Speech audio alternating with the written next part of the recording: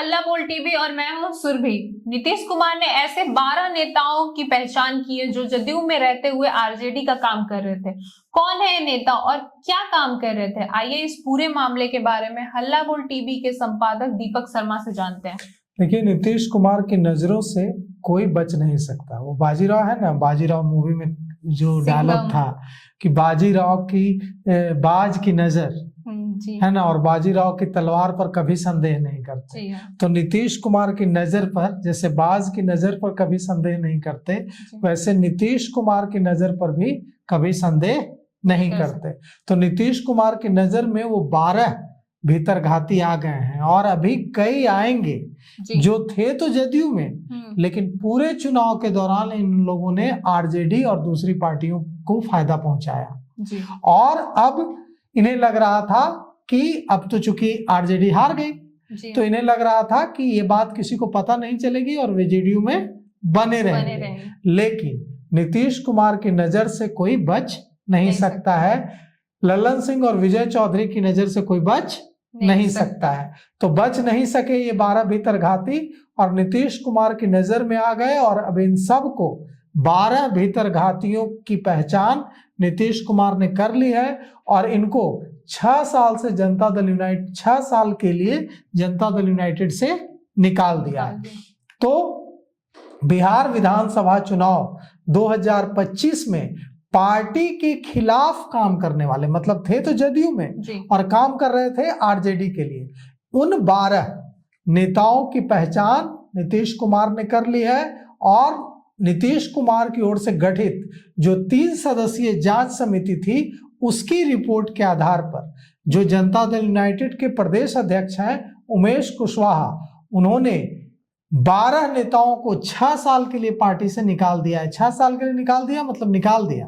अब उनके लिए पार्टी में यानी जनता दल यूनाइटेड में कोई जगह नहीं है। अब आपको आश्चर्य होगा सुरभि कि ये जो 12 जो नेता हैं ये कोई छोटे मोटे नेता नहीं है।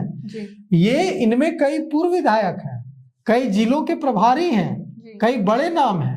इन सब को अब जनता दल यूनाइटेड से आज अभी अभी निकाल दिया गया है। तो जांच समिति ने कार्रवाई की है और जो भीतरघात की जो शिकायतें मिली थी चुनाव के दौरान, प्रत्याशियों ने जो नीतीश कुमार को शिकायत की थी, प्रदेश अध्यक्ष को शिकायत की थी, जनता दल यूनाइटेड के राष्ट्रीय कार्यकारी अध्यक्ष संजय झा को शिकायत की थी, उन शिकायतों पर कार्रवाई अब दिख रही है।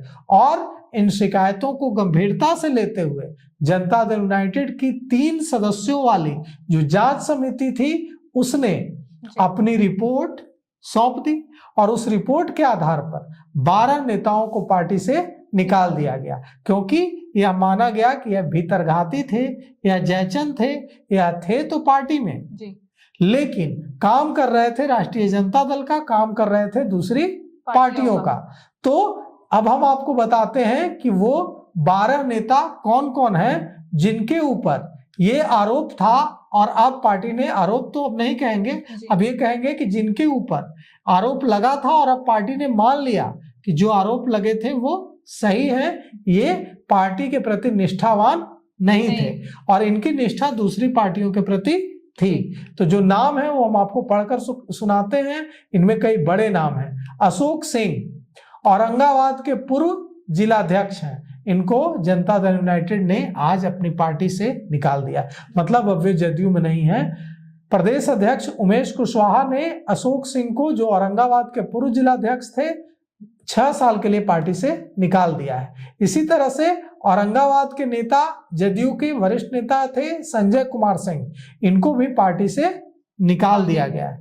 तो संजीव कुमार सिंह भी 6 साल के लिए पार्टी से निष्कासित कर दिए गए हैं। सहरसा के वरिष्ठ जदयू नेता थे प्रमोद सदा, वे भी अब जदयू में नहीं है। अब उनको जनता दल यूनाइटेड से प्रमोद सदा को निकाल दिया गया है।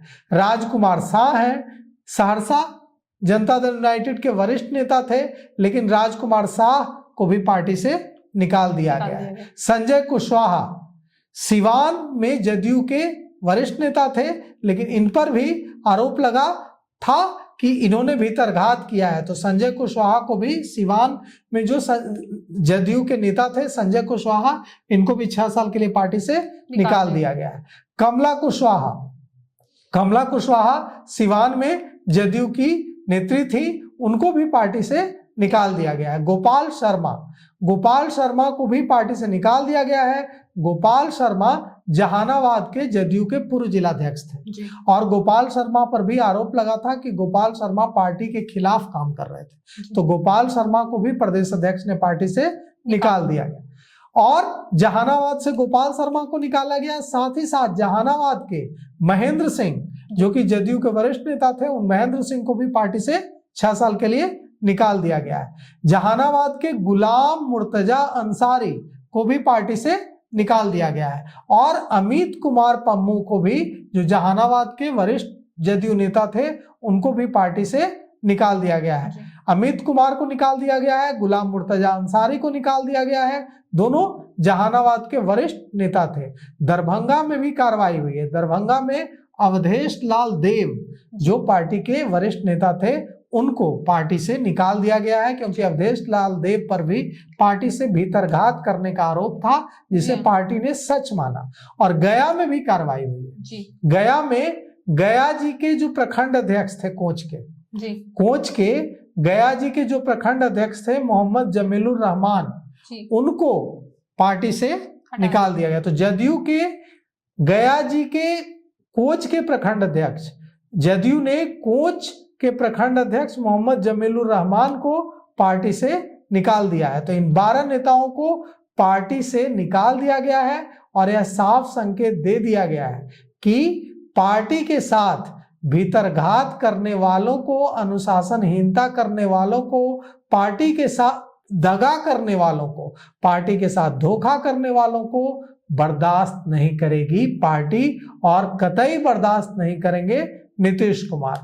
और इस कड़े एक्शन से नीतीश कुमार ने, उमेश कुशवाहा ने, जदयू के राष्ट्रीय अध्यक्ष संजय झा ने यह मैसेज देने की कोशिश की है कि आगे भी जो इस तरह की चीजें करेगा वो पार्टी में नहीं रहेगा। और एक और बात आपको बताते हैं सुरभि कि ये 12 जो कार्रवाई हुई है 12 नेताओं के खिलाफ, ये आखिरी नहीं है, इसमें और लिस्ट आ सकती है और भी नेता पार्टी से निकाले जा सकते हैं। तो अब देखिए यह जो कार्रवाई हुई है इसके बाद जो आगे की जो लिस्ट है, जिन जिन नेताओं का नाम आना है लिस्ट में, उनको तो अभी से ही खबर मिल गई होगी कि आने वाली लिस्ट में मेरा भी नाम होगा और अभी से उनमें हड़कंप मचा होगा। फिलहाल नीतीश कुमार सिंगल मोड में आ गए हैं, वो भी अपने पार्टी को धोखा देने वालों को अब पार्टी से बाहर निकाल रहे हैं। तो ऐसे में देखना होगा कि आगे और किस किस का नाम सामने आ रहा है। इस पे आपकी क्या राय है, हमें कमेंट करके जरूर बताएं। ऐसे ही तमाम खबरों के लिए बने रहे हल्ला बोल टीवी के साथ। धन्यवाद।